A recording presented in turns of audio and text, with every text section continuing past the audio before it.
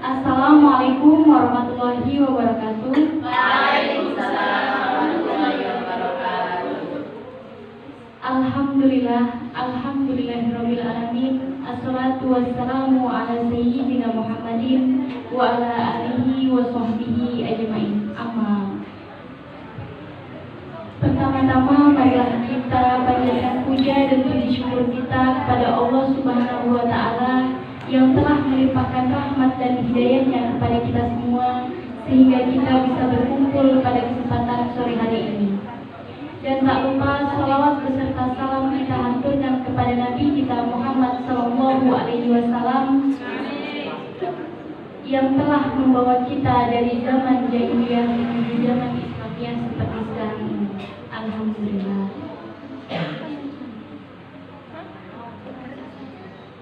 Gimana kabarnya Mbak? Oh kayaknya pada loyo semua ini, nggak semangat. Udah pada lapar ya? Biar kita semangat sambil menunggu waktu buka, kita sharing-sharing tentang Lailatul Qadar. Apa sih Lailatul Qadar itu? Iya, Lailatul Qadar itu adalah malam yang penuh dengan kemuliaan. Ada banyak kemuliaan di dalam Lailatul Qadar. Apa saja sih kemuliaannya? Yang pertama ada waktu turunnya Al-Quran pertama kali. Lailatul Qadar merupakan waktu yang istimewa karena menjadi saksi momen turunnya Al-Quran untuk pertama kalinya.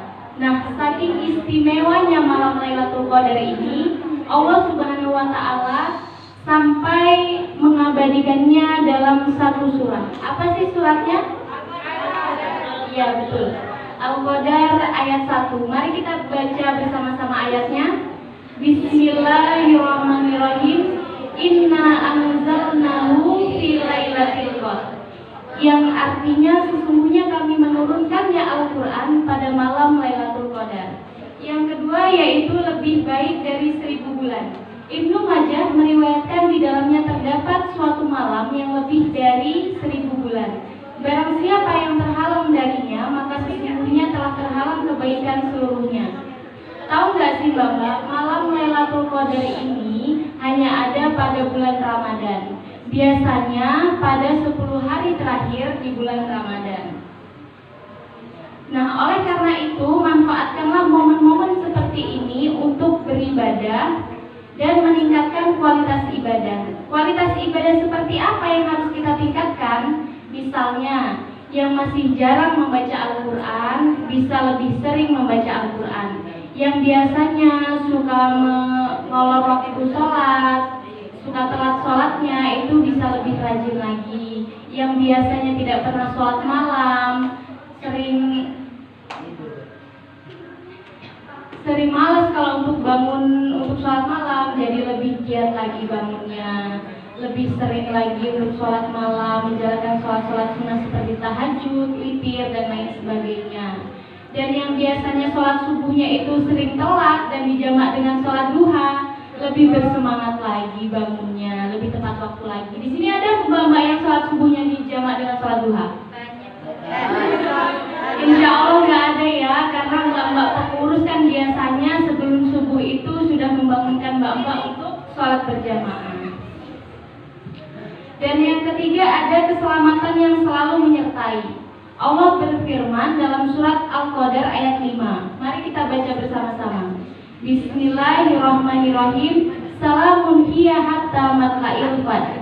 Yang artinya keselamatan pada malam itu sampai terbitnya fajar. Jadi apa sih yang dimaksud dengan keselamatan pada malam itu hingga terbitnya fajar?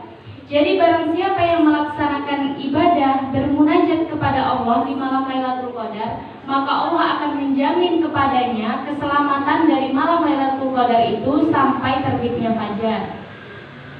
Wah, istimewa sekali ya malam Lailatul Qadar ini. Maka dari itu kita perbanyak ibadah dan bermunajat agar kita diberikan keselamatan. Siapa di sini yang tidak ingin diberikan keselamatan? Tidak ada ya, kita rata-rata ingin diberikan keselamatan yang selalu menyertai. Adapun amalan-amalan untuk menyambut malam Lailatul Qadar. Amalan yang pertama yaitu iktikaf atau berdiam diri di dalam masjid dengan memperbanyak beribadah kepada Allah Subhanahu wa taala. Seperti tadarus, membaca Al-Qur'an, zikir dan istighfar. Seperti yang dilakukan Rasulullah SAW, beliau selalu melakukan iktikaf sampai beliau meninggal dunia. Hadis riwayat Bukhari dan Muslim. Dan yang kedua, menegakkan sholat malam.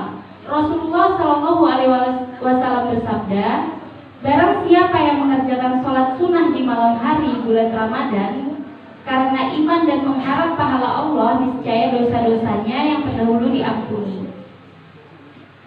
Sungguh mulia sekali malam Lailatul Qadar ini ya. Semoga kita semua bisa memaksimalkan ibadah di bulan Ramadan ini. Sama-sama saling berbenah diri, saling memperkuat ibadah dan mengamalkan amalan-amalan yang baik lainnya.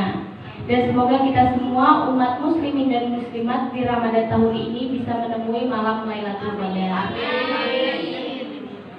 Tadi kan kita sudah membahas 3 kemuliaan di dalam Lailatul Qadar. Apa saja yang kemuliaan itu? Yang pertama ada waktu turunnya Al-Quran pertama kali. Yang kedua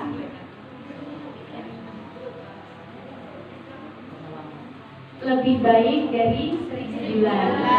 Dan yang ketiga ada keselamatan yang selalu menyertai. Lalu apa saja amalan yang harus dipersiapkan untuk menyambut malam Lailatul Qadar itu? Beriktikaf, membaca Al-Quran, berzikir, tahajud. Nah, cukup sekian yang dapat saya sampaikan. Kurang lebihnya saya mohon maaf. Jika ada dari mbak-mbak yang ingin bertanya, saya persilahkan. Iya, monggo. Jadi kan salah satu ibadah yang dilakukan menyambut Lailatul Qadar yaitu iktikaf. Dan dianjurkan iktikaf itu di masjid. Bagaimana kita sebagai perempuan bisa melaksanakan iktikaf? Soalnya kan bisa memiliki keterbatasan kalau beriktikaf di masjid. Yang kedua, yang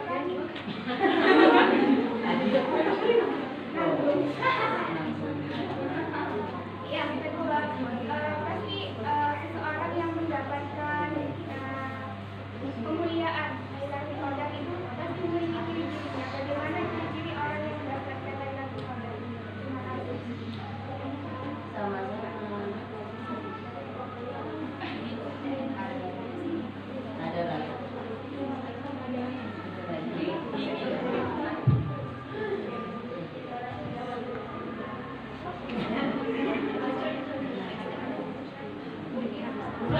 Mungkin bertanya lagi juga silakan, satu orang yang dipermonggo.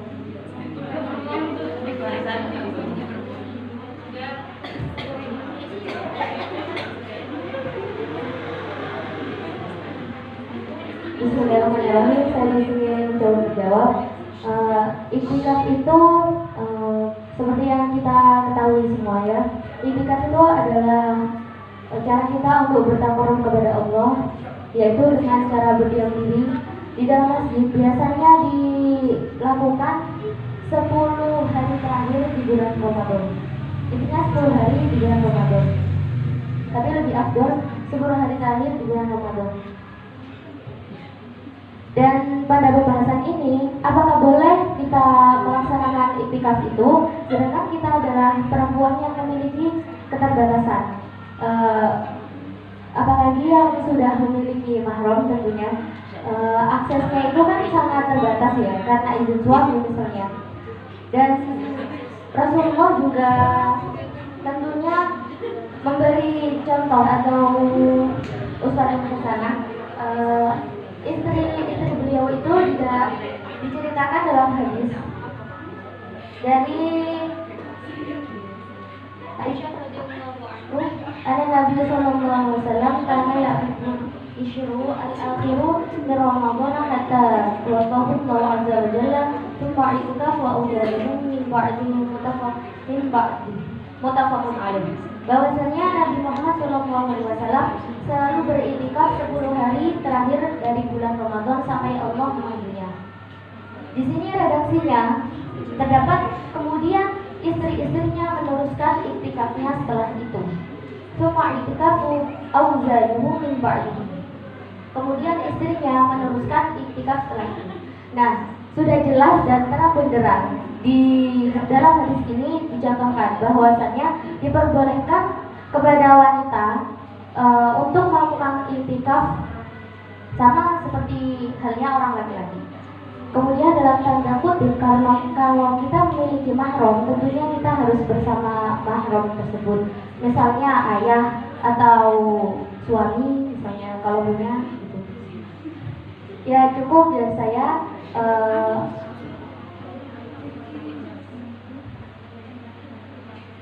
Nomor 2 akan disampaikan oleh teman saya di Permanggo.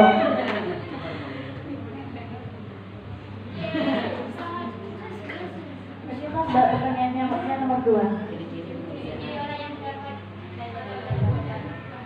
Adapun ciri-ciri orang yang mendapatkan malam Lailatul Qadar, ada beberapa pendapat, yaitu wajahnya bersinar, hatinya terasa tenang gitu, sifat rendah hati, tawadhu. Terus orang yang sholat mendapatkan kenikmatan, selalu merasa kurang dalam beribadah. Intinya tuh ibadah terus, zikir terus, sholat terus, kayak ketagihan gitu loh kalau berbuat beribadah.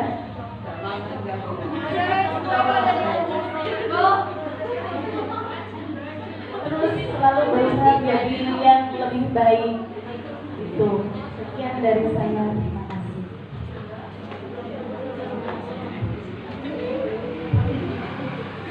Mungkin ada lagi yang mau bertanya? Saya ingin. Iya, silakan Mbak. Baik. Nah, misalkan Duduk sendiri. Sekalian tipnya ya, Mbak. kan tadi saya sudah dikatakan ciri-ciri orang yang mendapat. Dan ini akan bertanya, adakah ciri-ciri kalau malam itu menandakan malam Lailatul Qadar? Terima kasih.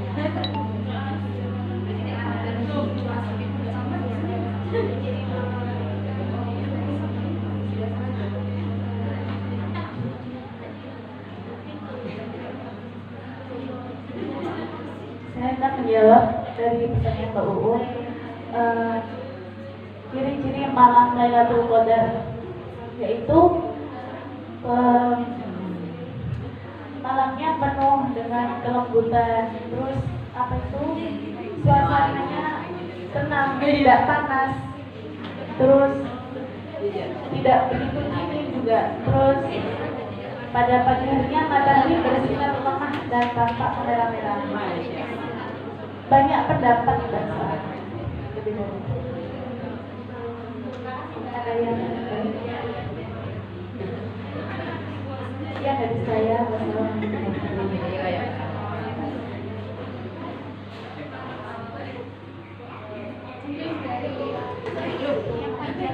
Mungkin dari pemateri mau menambahkan atau memberi feedback, dipersilakan.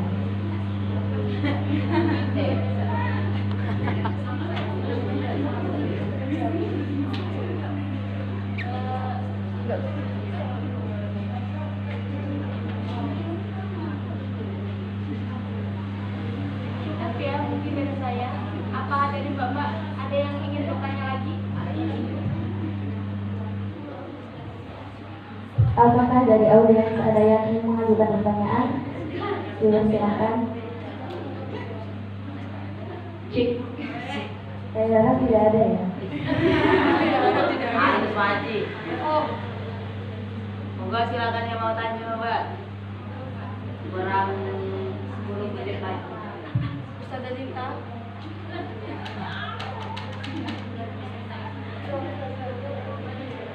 Sudah tidak ada yang ingin bertanya?